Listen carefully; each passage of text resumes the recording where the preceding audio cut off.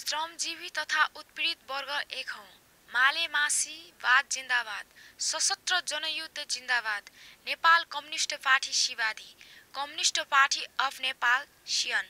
जनवादी व्यवस्था स्थापना गर्न जनयुद्ध 2 मा सहभागी बनौं। आदरणीय दाजुभाइ तथा दिदीबहिनीहरू, आज नेपाल कम्युनिस्ट पार्टी स्थापना भएको 73औं वर्षमा प्रवेश भएको छ। यद्यपि नेपाल कम्युनिस्ट पार्टी स्थापना हुनुको लक्ष्य उद्देश्य प्राप्त भएको छैन वा हरेक कम्युनिस्ट पार्टीको साझा गन्तव्य जनवादी व्यवस्थाबाट हामी कम्युनिस्टहरू अझ निकै टाढा नै छौं।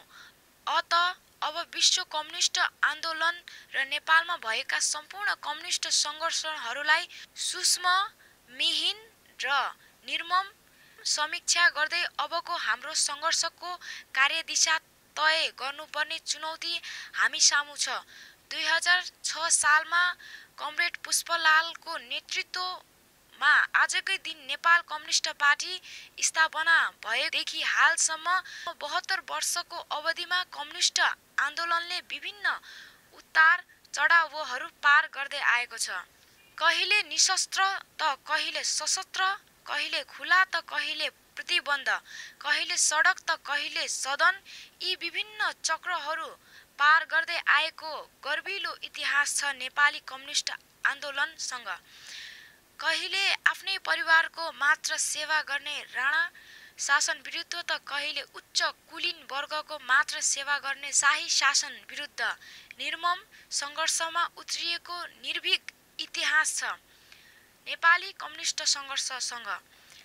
यी तमाम आन्दोलन र सङ्घर्षलाई चौतर्फी सूक्ष्म अध्ययन, अनुसन्धान, समीक्षा र संश्लेषण गर्ने क्रममा हामी एउटै निष्कर्षमा आइपुगेका छौं। त्यो हो जनताको जनवाद, पिपुल्स डेमोक्रेसी, अर्थात् जनताको जनवादी व्यवस्था, पिपुल्स डेमोक्रेटिक सिस्टम स्थापना गर्न बल प्रयोग अपरिहार्य छ। परिवर्तनकामी दाजुभाइ तथा दिदीबहिनीहरू, विश्वका हरेक देशमा भएको क्रान्ति वा व्यवस्था परिवर्तनमा बल प्रयोगबाट मात्र सम्भव भएको देखिनुले व्यवस्था परिवर्तनमा बल प्रयोगको औचित्य त पुष्टि हुन्छ नै।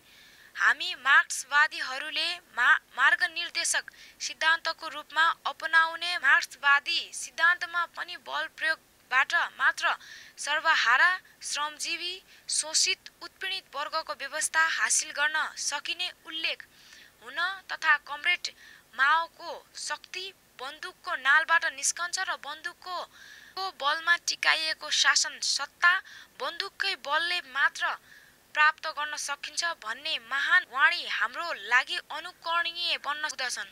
अत यो साम्राज्यवादी विस्तारवादीहरूको कठपुतलीहरू खेल्ने, रमाउने, फल्ने र फुल्ने दलाल, भ्रष्ट, पुँजीवादी संसदीय व्यवस्था र त्यसको नाइकेदेखि मतियारहरू सम्मलाई ध्वस्त पारी सर्वहारा, श्रमजीवी, शोषित, उत्पीडित वर्गको जनवादी व्यवस्था स्थापना गर्ने सशस्त्र जनयुद्ध 2 शुभारम्भ गर्न नेपाली कम्युनिस्ट इतिहासको युगीन दायित्व हो, आवश्यकता हो। मुक्तिकामी दाजुभाइ तथा दिदीबहिनीहरू, विश्व कम्युनिस्ट आन्दोलनहरूदेखि नेपाली कम्युनिस्ट सङ्घर्षहरूबाट हामीले अर्को निष्कर्ष पनि निकालेका छौं। यो हो आत्मसमर्पणवाद वा विसर्जनवाद। हरेक कम्युनिस्ट आन्दोलन वा सङ्घर्षहरूले बल प्रयोगको सिद्धान्तलाई आत्मसात गरी सङ्घर्ष सुरुवात गरे पनि कुनै बिन्दुमा पुगेपछि यो वा त्यो बहानामा क्रान्ति वा सङ्घर्षलाई विसर्जन गरेको तितो अनुभव प्रशस्त छ र हिजोका त्यही क्रान्तिकारी तह तबका वा समूह नै घोर दक्षिणपन्थी धारामा पुगेर पुरानै शासन व्यवस्थाको सुधारवादी आवरणमा साम्राज्यवादी तथा विस्तारवादीहरूको कठपुतली बनेर तिनीहरूकै गुलामी गर्दै वर्गमाथि अन्यायपूर्वक शासन गर्न थाल्छन्। नेपालको सन्दर्भमा उदाहरणको लागि झापा आन्दोलनमा तत्कालीन नायकहरू तथा 2052 सालको जनयुद्धमा कमान्डरहरूलाई नि लिन सकिन्छ। यसरी जबसम्म सर्वहारा, श्रमजीवी, शोषित, उत्पीडित वर्गको सेवा गर्ने शासन व्यवस्था स्थापना हुँदैन तबसम्म यहाँ शान्तिको सपना देख्नु व्यर्थ छ। सानो होस् वा सुसुप्त रूपमा नै किन नहोस्, सङ्घर्षको दौडमा जनताले प्रतिरोध गरिरहेकै हुन्छ, जनताले हतियार उठाइरहेकै हुन्छ। हाल विश्वको करिब 4 दर्जन भन्दा बढी राष्ट्रहरूमा सङ्घर्षको दौडमा मूल नेतृत्वहरूलाई हत्या गरिएकाले होस् वा मूल नेतृत्वहरूले आफै घुँडा टेकेर सम्झौताको भुमरीमा फसी क्रान्तिको झण्डा झुकाइएकाले होस्, क्रान्ति पूर्वता नपाउँदासम्म क्रान्तिको झण्डा पूर्ण अर्को पुस्ताले फरफराउँदै आएको देखिन्छ र यसैको अर्को उदाहरण हो नेपाल कम्युनिस्ट पार्टी सिवादी। तत्कालीन नेकपा माओवादीबाट सङ्घर्षका मैदानमा होमिएका क्रान्ति प्रति दृढ योद्धाहरूले तत्कालीन नेकपा माओवादीको युद्ध कमान्डरहरूले क्रान्तिलाई विसर्जन गरे पनि बाह्रमा पुगेर बित्तामा हार्ने लाल गद्दार उपमा दिँदै 2064 भदौ 9 गते नेपाल संयुक्त मुक्ति मोर्चा उल्फाको नामबाट घोषणा पत्र नै जारी गरी जनयुद्धको निरन्तरता भन्दै आफ्नो राजनीतिक र फौजी काम कारबाहीलाई निरन्तरता दिइरहेको समयमा करिब 2 दर्जन योद्धाहरूलाई गिरफ्तार गरी दशकौंसम्म यातना दिँदै बन्दी बनाइएको तथा केही योद्धाहरूलाई झुटो काउन्टरको नाममा हत्यासम्म गरिएको तितो र बलिदानी पूर्ण इतिहास छ नेकपा सिवादीसँग। यी सम्पूर्ण घटना परिघटनाबाट हामी यो निष्कर्षमा पुग्छौं कि जबसम्म सर्वहारा श्रमजीवी शोषित उत्पीडित वर्गको शासन व्यवस्था स्थापना हुँदैन, अर्थात् जबसम्म जनताको जनवादी व्यवस्था स्थापना हुँदैन तबसम्म हिंसाको अन्त्य हुँदैन, अर्थात् हिंसाको अन्त्य हुन जनवादी व्यवस्था अपरिहार्य छ। अर्कोतिर विश्व क्रान्तिको निष्कर्ष मार्क्सवादी बल प्रयोगको सिद्धान्त तथा कमरेड माओले जनवादी व्यवस्था स्थापना गर्न शासन सत्ता हासिल गर्ने क्रममा बल प्रयोग वा शस्त्रको सफल प्रयोगलाई अनुकरण गर्दै नेकपा सिवादीले पनि सशस्त्र जनयुद्धको नीति अवलम्बन गरेको छ। अत सम्पूर्ण परिवर्तनकामी मुक्तिकामी क्रान्तिकारी दाजुभाइ तथा दिदीबहिनीहरूलाई यस ऐतिहासिक महान जनयुद्ध 2 मा सहभागी भई इतिहासले सुम्पेको युगीन दायित्व अभिभारा र कर्तव्य पूरा गरी आफ्नो नाम इतिहासमा स्वर्णिम अक्षरले लेखाउन नेकपा सिवादी लाल आह्वान गर्दछ। प्रत्यक्ष जनयुद्धमा सहभागी हुन नसक्ने महानुभावहरूले आर्थिक भौतिक तथा नैतिक समर्थन गर्न हार्दिक आह्वान गर्दछ। जनयुद्ध 2 मा प्रत्यक्ष परोक्ष सहभागी वा सहयोग गर्न नसक्ने तटस्थ जनसमुदायलाई जनताको सङ्घर्ष अर्थात् जनयुद्ध 2 विरुद्ध कुनै प्रकारको काम कारबाही नगर्न हार्दिक आग्रह गर्दछ। अन्यथा गम्भीर परिमाणको जिम्मेवार आफै हुने बेहोरा अहिले नै अवगत गराइन्छ।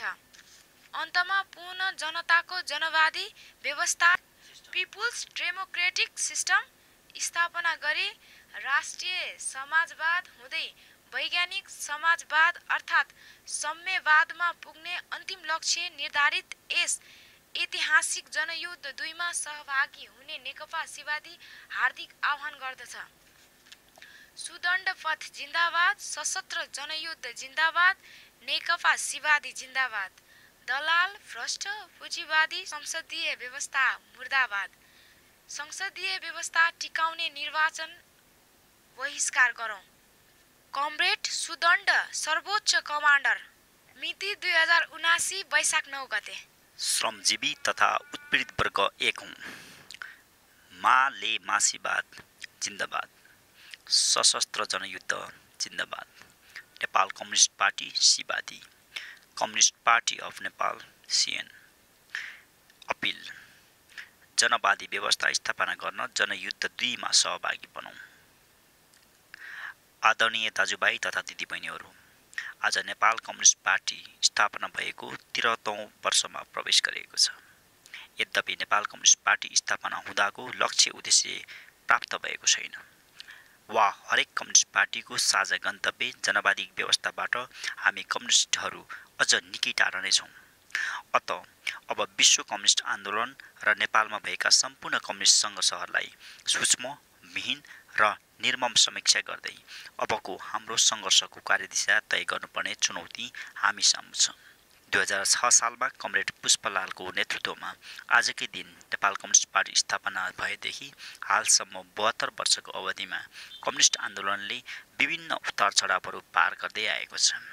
कहिले निशस्त्र त कहिले सशस्त्र, कहिले खुल्ला त कहिले प्रतिबन्ध, कहिले सडक त कहिले सदन, यी विभिन्न चक्रहरू पार गर्दै आएको गर्विलो इतिहास छ नेपाली कम्युनिस्ट आन्दोलनसँग। कहिले आफ्नै परिवारजनको मात्र सेवा गर्ने राणा शासन विरुद्ध त कहिले उच्च कुलीन वर्गको मात्र सेवा गर्न शाही शासन विरुद्ध निर्मम सङ्घर्षमा उत्रिएका निर्भीक इतिहास छ नेपाली कम्युनिस्ट सङ्घर्षसँग। यी तमाम आन्दोलन र सङ्घर्षहरूलाई चौतर्फी सूक्ष्म अध्ययन, अनुसन्धान, समीक्षा र संश्लेषण गर्ने क्रममा हामी एउटै निष्कर्षमा आइपुगेका छौँ, त्यो हो जनताको जनवाद, पिपुल्स डेमोक्रेसी अर्थात् जनवादी व्यवस्था, पिपुल्स डेमोक्रेटिक सिस्टम स्थापना गर्न बल प्रयोग अपरिहार्य छ। परिवर्तनकामी दाजुभाइ तथा दिदीबहिनीहरू, विश्वका हरेक देशमा भएको क्रान्ति वा व्यवस्था परिवर्तनमा बल प्रयोगबाट मात्र सम्भव भएको देखिनुले व्यवस्था परिवर्तनमा बल प्रयोगको औचित्य त पुष्टि हुन्छ नै। हामी मार्क्सवादीहरूले मार्क्स निर्देशक सिद्धान्तको रूपमा अपनाउने मार्क्सवादी सिद्धान्तमा पनि बल प्रयोगबाट मात्र सर्वहारा, श्रमजीवी, शोषित, पीडित वर्गको व्यवस्था हासिल गर्न सकिने उल्लेख हुनु तथा कमरेड माओको शक्ति बन्दुकको नालबाट निस्किन्छ र बन्दुकको बलमा टिकाइएको शासन सत्ता बन्दुकै बलले मात्र प्राप्त गर्न सकिन्छ भन्ने महान वाणी हाम्रो लागि अनुकरणीय बन्न पुग्दछ। अत यो साम्राज्यवादी विस्तारवादीहरूको कठपुतलीहरू खेल्ने, रमाउने, फल्ने र फुल्ने दलाल, भ्रष्ट, पुँजीवादी संसदीय व्यवस्था र त्यसका नाइकेदेखि मत्यारहरूसम्मलाई ध्वस्त पारी सर्वहारा, श्रमजीवी, शोषित, उत्पीडित वर्गको जनवादी व्यवस्था स्थापना गर्न सशस्त्र जनयुद्ध 2 शुभारम्भ गर्नु नेपाली कम्युनिस्ट इतिहासको युकिन दायित्व हो, आवश्यकता हो। मुक्तिकामी दाजुभाइ तथा दिदीबहिनीहरू, विश्व कम्युनिस्ट आन्दोलनहरूदेखि नेपाल कम्युनिस्ट सङ्घर्षहरूबाट हामीले अर्को निष्कर्ष पनि निकालेका छौँ, त्यो हो आत्मसमर्पणवाद वा विसर्जनवाद। हरेक कम्युनिस्ट आन्दोलन वा सङ्घर्षहरूले बल प्रयोगको सिद्धान्तलाई आत्मसात गरी सङ्घर्ष सुरुवात गरे पनि कुनै बिन्दुमा पुगेपछि यो वा त्यो बहानामा क्रान्ति वा सङ्घर्षलाई विसर्जन गरेको तितो अनुभव प्रशस्त छ र हिजोका त्यही क्रान्तिकारी तह, तबका वा समूह नै घोर दक्षिणपन्थी धारमा पुगेर पुरानै शासन व्यवस्थाको सुधारवादी आवरणमा साम्राज्यवादी तथा विस्तारवादीहरूको कठपुतली बनेर तिनीहरूकै गुलामी गर्दै सर्वहारा, श्रमजीवी, शोषित, पीडित वर्गमाथि अन्यायपूर्वक शासन गर्न थाल्छन्। नेपालको सन्दर्भमा उदाहरणको लागि झापा आन्दोलनका तत्कालीन नायकीहरू तथा 2052 सालको जनयुद्धका कमान्डरहरूलाई लिन सकिन्छ। यसरी जबसम्म सर्वहारा, श्रमजीवी, शोषित, उत्पीडित वर्गको सेवा गरी शासन व्यवस्था स्थापना हुँदैन तबसम्म त्यहाँ शान्तिको सपना देख्नु व्यर्थ छ। सानो होस् वा सुषुप्त रूपमा नै किन नहोस्, जनताले प्रतिरोध गरिरहेकै हुन्छ, जनताले हतियार उठाइरहेकै हुन्छ। हाल विश्वका करिब 4 दर्जनभन्दा बढी राष्ट्रहरूमा सङ्घर्षको दौरानमा मूल नेतृत्वलाई हत्या गरेकाले होस् वा मूल नेतृत्वहरूले आफै घुँडा टेकेर सम्झौताको भुमरीमा फसी क्रान्तिको झण्डा झुकाएकाले होस्, क्रान्ति पूर्णता नपाउँदासम्म क्रान्तिको झण्डा पुनः अर्को पुस्ताले फहराउँदै आएको देखिन्छ र यसैको अर्को उदाहरण हो नेपाल कम्युनिस्ट पार्टी सिबादी। तत्कालीन नेकपा माओवादीबाट सङ्घर्षका मैदानमा होमिएका क्रान्तिप्रति दृढ योद्धाहरूले तत्कालीन नेकपा माओवादीका युद्ध कमान्डरहरूले क्रान्तिलाई विसर्जन गरेपछि बारामा पुगेर भित्तामा हार्ने लाल गद्दार पमा दिँदै 2064 भदौ 9 गते नेपाल संयुक्त Mukti Morcha United liberation front of नेपालको नामबाट घोषणा पत्र नै जारी गरी जनयुद्धको निरन्तरता भन्दै आफ्नो राजनीतिक र फौजी काम कारबाहीलाई निरन्तरता दिइरहेको समयमा करिब 2 दर्जन योद्धाहरूलाई गिरफ्तार गरी दशकौँसम्म यातना दिँदै बन्दी बनाइएको तथा केही योद्धाहरूलाई झुट्टा इन्काउन्टरको नाममा हत्यासम्म गरेको तितो र बलिदानीपूर्ण इतिहास छ नेकपा सिबादीसँग। यी सम्पूर्ण घटना परिघटनाबाट हामी यो निष्कर्षमा पुग्छौँ कि जबसम्म सर्वहारा, श्रमजीवी शोषित उत्पीडित वर्गको शासन व्यवस्था स्थापना हुँदैन, अर्थात् जबसम्म जनताको जनवादी व्यवस्था स्थापना हुँदैन तबसम्म हिंसाको अन्त्य हुँदैन, अर्थात् हिंसाको अन्त्य हुन जनवादी व्यवस्था अपरिहार्य छ। अर्कोतिर विश्व क्रान्तिको निष्कर्ष मार्क्सवादी बल प्रयोगको सिद्धान्त तथा कमरेड माओको जनवादी व्यवस्था स्थापना गर्न शासन सत्ता हासिल गर्ने क्रममा बल प्रयोग वा शस्त्रको सफल प्रयोगलाई अनुकरण गर्दै नेकपा एमाले पनि सशस्त्र जनयुद्धको नीति अवलम्बन गरेको छ। अत सम्पूर्ण परिवर्तनकामी, मुक्तिकामी, क्रान्तिकारी दाजुभाइ तथा दिदीबहिनीहरूलाई यस ऐतिहासिक महान जनयुद्ध 2 मा सहभागी भई इतिहासले सुम्पेको युगिन दायित्व, अभिभार र कर्तव्य पूरा गरी आफ्नो नाम इतिहासमा स्वर्णिम अक्षरले लेखाउन नेकपा एमाले लाल आह्वान गर्दछ। प्रत्यक्ष जनयुद्धमा सहभागी हुन नसक्ने महानुभावहरूले आर्थिक, भौतिक तथा नैतिक समर्थन गर्न हार्दिक आह्वान पनि गर्दछ। जनयुद्ध 2 मा प्रत्यक्ष परोक्ष सहभागी वा सहयोग गर्न नसक्ने तटस्थ जनसमुदायलाई जनताको सङ्घर्ष अर्थात् जनयुद्ध 2 विरुद्ध कुनै प्रकारको काम कारबाही नगर्न हार्दिक आग्रह गर्दछ। अन्यथा गम्भीर परिणामको जिम्मेवार आफै हुने बेहोरा अहिले नै अवगत गराइन्छ। अन्तमा पुनः जनताको जनवादी व्यवस्था पिपुल्स डेमोक्रेटिक सिस्टम स्थापना गरी राष्ट्रिय समाजवाद हुँदै वैज्ञानिक समाजवाद अर्थात् साम्यवादमा पुग्ने अन्तिम लक्ष्य निर्धारित यस ऐतिहासिक जनयुद्ध 2 मा सहभागी हुन नेपाल कम्युनिस्ट पार्टी एमाले हार्दिक आह्वान गर्दछ। सुदण्ड पद जिन्दाबाद, सशस्त्र जनयुद्ध जिन्दाबाद, नेकपा एमाले जिन्दाबाद। दलाल भ्रष्ट पुँजीवादी संसदीय व्यवस्था मुर्दाबाद, संसदीय व्यवस्था टिकाउने निर्वाचन बहिष्कार गरौँ। कमरेड सुदण्ड, सर्वोच्च कमान्डर, मिति 2079 वैशाख 9 गते।